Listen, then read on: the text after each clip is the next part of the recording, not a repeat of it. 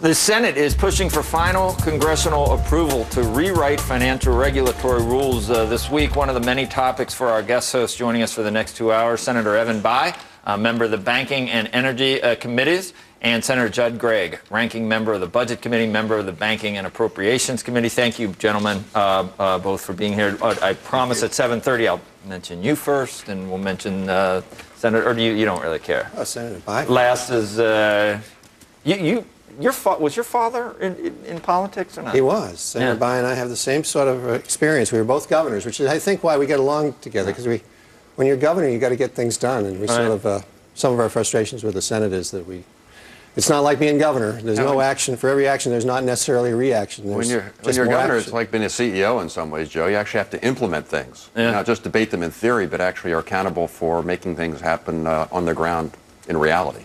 When do you gentlemen, and you both are not running again, so for different reasons, I guess? Well, I'm not sure what Evan's reasons are. Mine are time to do something else. And frustration is not part of it? Actually, I enjoy the Senate. I enjoy the people. I do think, obviously, we were talking earlier about some of the idiosyncrasies of the Senate, but as a very practical matter, it is filled with people who want to do well, who want to do the right thing. Obviously, very significant differences now from a philosophical standpoint, but there is a genuine desire to get things right. Good intentions. Good intentions. You know what they pay? Well, smart people. You know what good intentions pay a lot of times? Yes. What do they pay? Path to Hell. Oh, okay.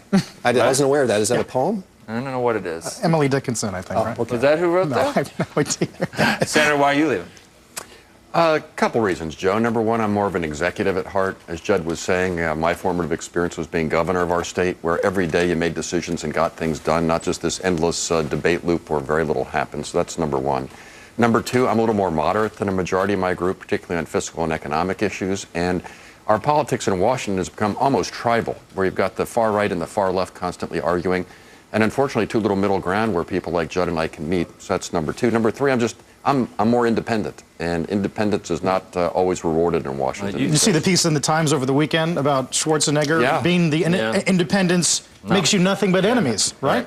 Well, that's right. You tend to get demonized by both sides. And, looking at some of the root causes of our problems, the caucus system really causes a lot of the division, where you're not rewarded for coming, analyzing problems, thinking independently. It's all, you're with the team, you got to stay with the team. The slightest deviation is punished as either a sign of moral weakness or a lack of backbone. And that's not the way it should be. And when you look at the issues we're facing, the really big fiscal issues, they were facing big issues internationally, but the big fiscal issues involve making decisions which have to be done in a bipartisan way, because they involve issues which affect every American, such as Medicare and Social Security, and how you control the out-year costs of those programs. And the American people will not accept action in those areas unless they feel that the action is fair. And you can't get fairness unless you get people together in a room to agree. That was not done in a bipartisan way. It can't be done. It wasn't done in a bipartisan way. The health care, which is why it's not accepted, I believe, in the general population. Well, we'll see about that. People would beg to differ that whether it's accepted or not. I keep hearing from our viewers, we had an election in 2008 for whether we wanted health care or not. And by a vote for President Obama meant that you were on board for health care. So it doesn't, polls change, they shift. You see these polls that maybe the Republicans talk about that health care is unpopular, but we made our vote in 2008, and he ran on that, and that's why it went through.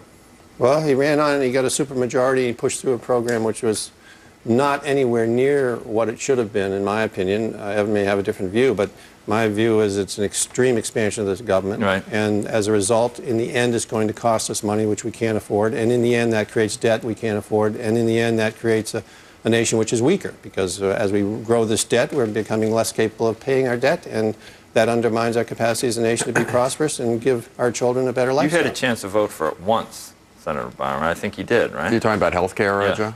Yeah, you didn't have a second chance. I did, and this gets back to some of the frustration that I have felt as well.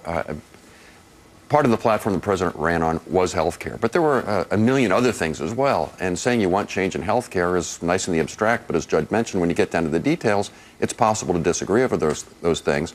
I thought on balance it was modestly better to do than doing nothing. But there were a lot of things I would have done differently if I'd been in charge. So that constantly is what we're faced with. I don't know what Judd's take on it is.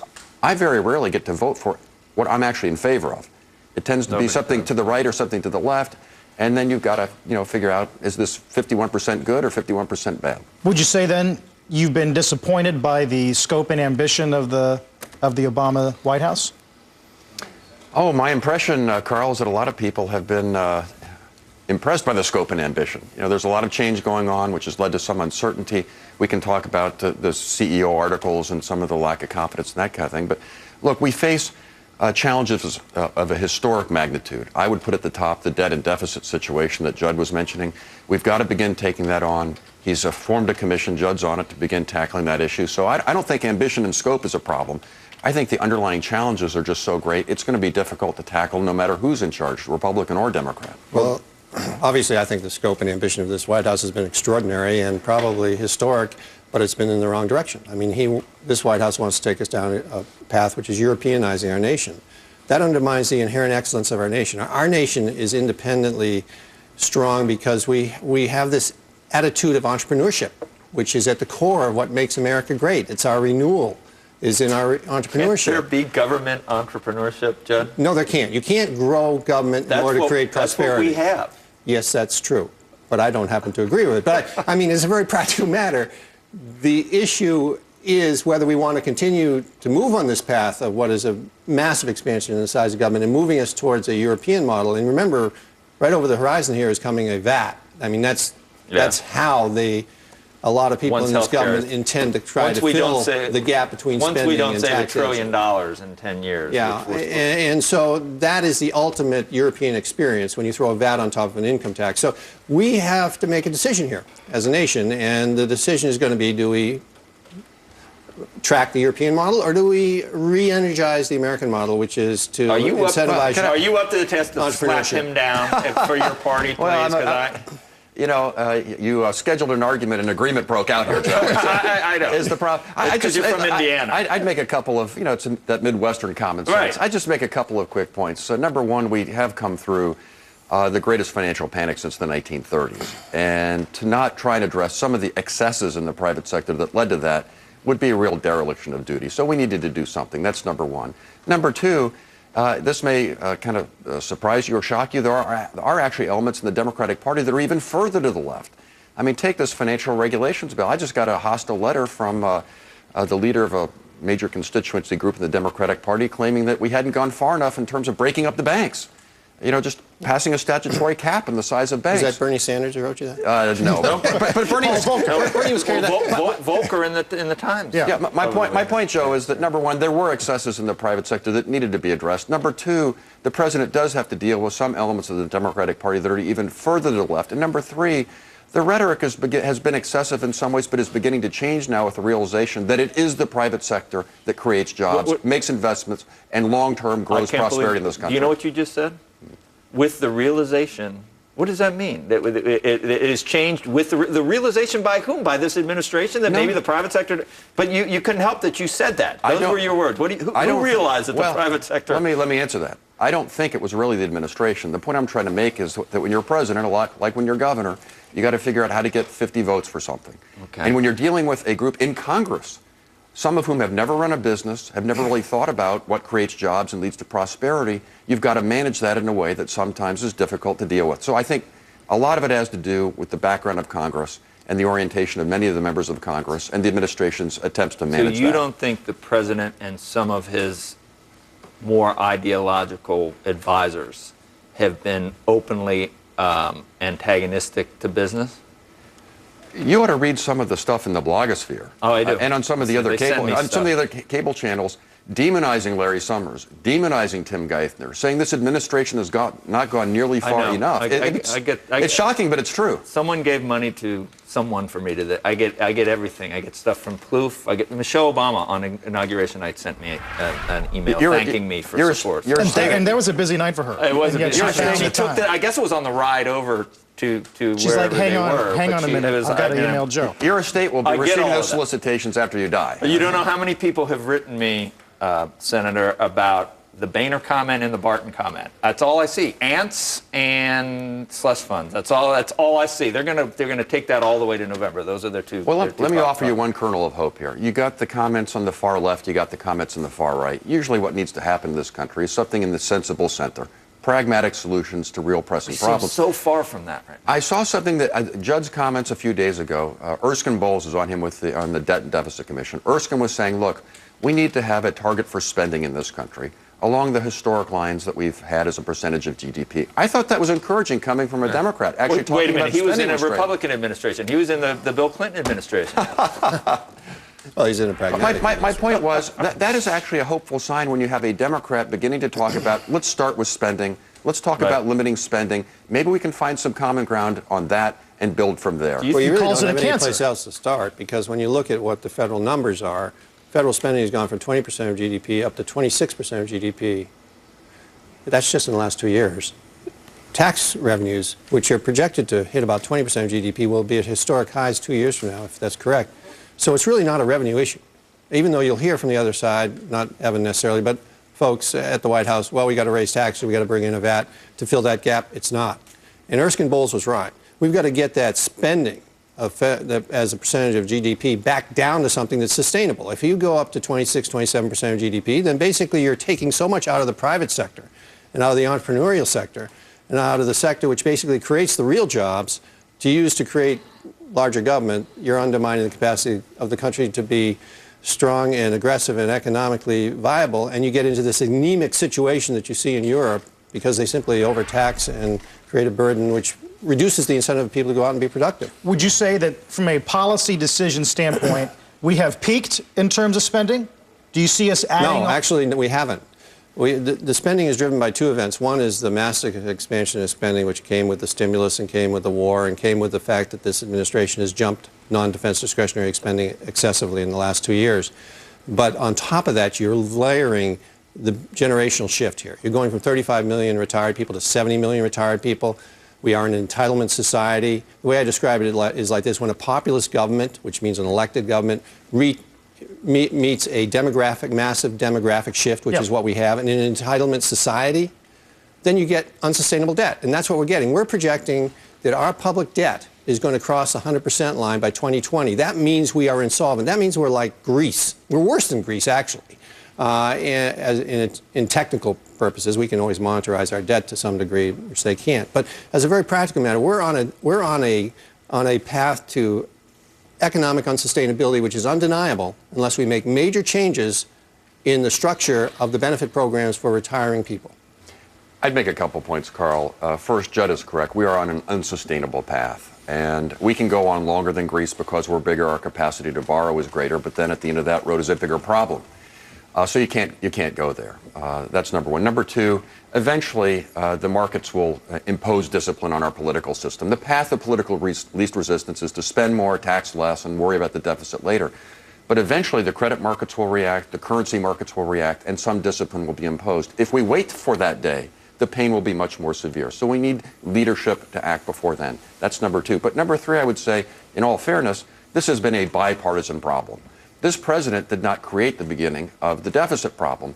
And you did have members of the previous administration who famously said, I think it was Vice President Cheney, deficits don't matter. Well, I think we know that that's just not true. So the roots of this problem are on the far right and the far left. And we need a joint agreement for the sake of our children and the prosperity of this country to come together and deal with this problem in a responsible, bipartisan way, jettisoning the ideological baggage of both sides, which at the end of the day, the markets won't support. But Evan, I agree with what you're saying, but you've got to admit that this administration basically believes that you create prosperity by growing government. And if you look at the numbers, that's undeniable. I mean, since this administration's taken office, they've added $56,000 of debt every second. That's in addition to what they inherited. That's a higher increase in debt per second than the median income of the American people. Did the Bush administration not inherit a surplus and turn it into the largest deficit in history? That's true, but at the end of the Bush administration, well, we don't want to. There's no point in debating the Bush administration. Let's look prospectively. I mean, my argument would be that by the end of the Bush administration, the deficits were headed down. You were under 3% of GDP as deficits as a percent of GDP, and we were on the right track. Then you had this economic downturn, which was not certainly President Obama's doing, but the reaction to it, in my opinion, was misplaced. The stimulus package was misplaced, and now we're seeing this health care bill, which is going to grow the government by $2.5 trillion on top of a government we can't already afford. I think you and I probably have that's a big problem in the out years. I think you and I probably agree on a lot of this, Judd, which was, look, there was a tremendous downturn. Some things had to be done. I personally would have rather have seen more tax cuts rather than government spending to stimulate the demand and get things going. But there were even Republican economists were saying something had to be done. What we should have combined that with was short-term stimulus and long-term fiscal discipline. They should have gone hand in hand. That is true. It should be a two-step dance. They were decoupled. We put the hard decisions off until a later day, which makes them less likely to happen. I agree with that. There's a piece in the Journal Day lead editorial about the redistribution of wealth under Obamacare, because that's what it is. And that's billions and billions and billions. That's its purpose. And this fellow Berwick they just appointed simply says that. Exactly. He does. He says it. But in the last paragraph, Americans have learned the hard way over the past 2 years that this administration believes in wealth redistribution first and economic growth second. Well, that's true. Well, you say true. You would probably say. I mean, that's the worry of a lot of people, even centrist. But the problem is they'll forego near-term economic concerns to transform society in a way that he would like to do. You can't get economic growth. I think the question and wealth redistribution unless you have economic growth. I mean, that's the point. I mean, you've got to create an atmosphere where people are willing to go out and be productive and take risks to create jobs. If you split up a pie that's half the size evenly, what good is that? It's a question of timing. I think the administration understands. I know the administration understands that to have social justice, you must have economic growth and prosperity. The issue is one of timing. So they went with stimulus first. Judd and I probably would have done it a little bit differently, but they tried to buttress demand to get the economy going. And then they moved to a health care bill, which turned out to be insurance reform and entitlement expansion, social justice for 35 million Americans who don't have health care, which most Americans felt was a good thing to do. The problem was, once again, the real difficult choices, which were cost containment, were left to a later day. And when you look at what middle-class Americans really care about and business really cares about, it's getting costs under control. That is yet to be done. The seeds of cost control are planted, but not enough cost control in the short run. Well, I would argue that the primary effort and result of the health care bill was the redistribution of wealth. I mean, basically, the health care bill does very little in the area of containing health care costs in the out year. It does very little in the area of putting in place incentives for people to purchase more responsibly their health care. But what it does do is it takes a huge amount of the economy, moves it over to the government, $2.5 trillion, and then takes that and has the government redistribute that economy as it sees winners and losers. The Journal makes that point and even quotes Max Baucus after it was, not until it was passed, but after it was passed, saying finally this is a leveling of the maldistribution of income in America, and that was the intent the entire time, just never the verbal, it was never a spoken Well, most people think the insurance reforms, pre-existing conditions, lifetime caps. That was all agreed to by the industry, though. And they would have done that without this. Yeah. You didn't need to do the whole bill to do that. Well, the other point I wanted to make, Joe, was there's no such thing as a free lunch. And if you've got 30 to 35 million Americans without health care, we don't let them die in the streets. No. They get health care. They just get it in a very inefficient way that is then passed on to the rest of us. When we'll touch on FinReg a little bit later in the show. We've got you both for 2 hours, and we're glad you came in. In the meantime, Joe,